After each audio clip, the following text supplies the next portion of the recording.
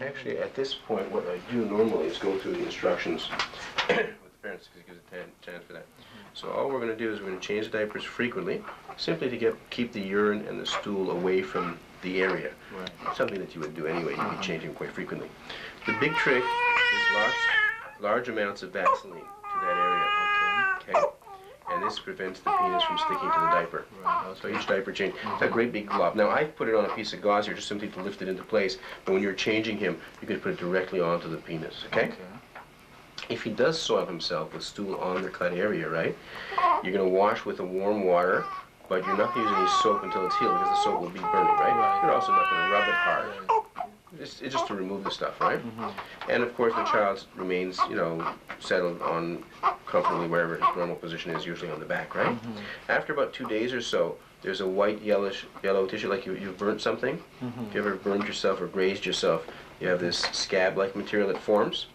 Do not attempt to rub that off. It's a normal part of the healing process, okay? And then the healing itself usually takes 3, 4, 5 days, and at that point, after about 3 days or so, they go straight into the bath. Okay, you don't want to dump him into the bath while he still has the open cut, right?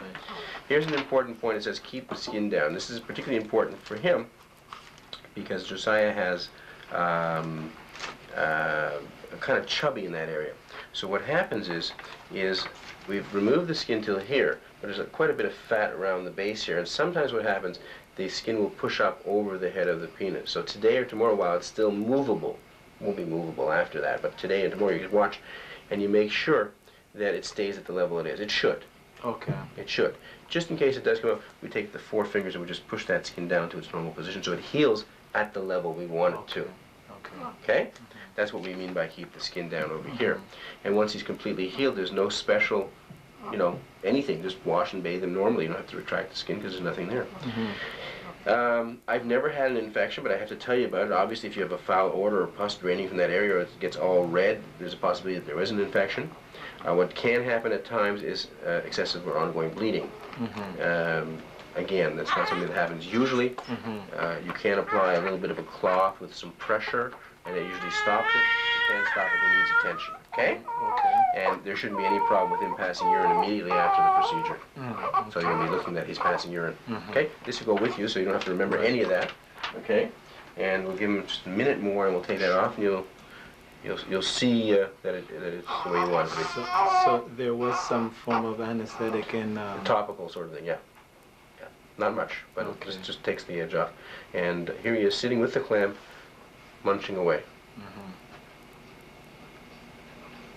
Now there's a big debate, of course, about injections or others and whatnot. It's been done for thousands and thousands of years without anything, and it doesn't seem to be a problem. Although there's some recent research that comes out that's claiming that there's, you know, irreversible damage done. So there's a lot of people with a lot of irreversible damage running around. I don't quite buy into that. But we can do it with a clamp or without a clamp, freehand. We can do it with or without, you know, full anesthetic. Some people are even saying anesthetize the whole bottom part of the body, and some people are saying it doesn't really make a whole lot of difference. The big thing is tying him down. Once he's relaxed, nothing. You take a normal baby and you tie him down, they're not going to be happy. There is pain. There is pain. Yeah, I guess so. But it's very transient. As you can see, he's still sitting here with the clamp, and you know, seems to settle quite nicely. And I don't think he's exhausted because I think as soon as I start moving, he's going to start making noise again. Let me see if I can do it gently. And there you go.